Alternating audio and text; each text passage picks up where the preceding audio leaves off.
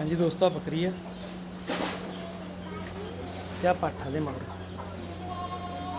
बहुत चंगी पाठा, बहुत चंगी बकरी है। देख सकते हो भाई, पूरी चंगी क्वालिटी है।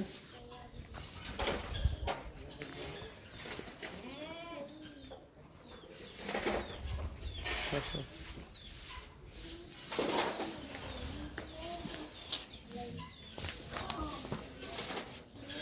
देखो थान थुन बहुत अच्छी है।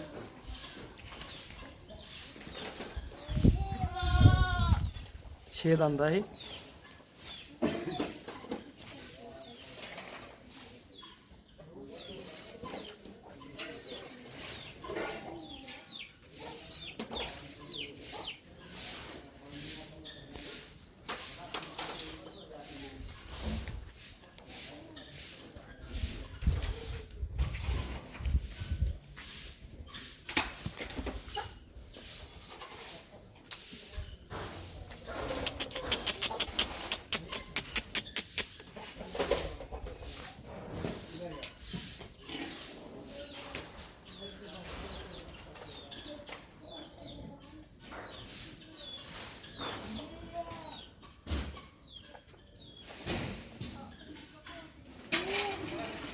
साढ़े 3-4 महीने की पाठा है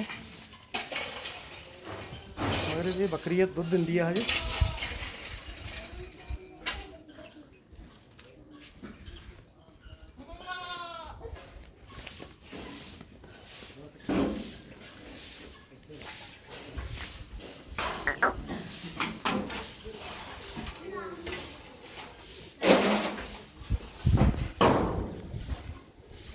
मान गॉड फार्म तुंग वाली।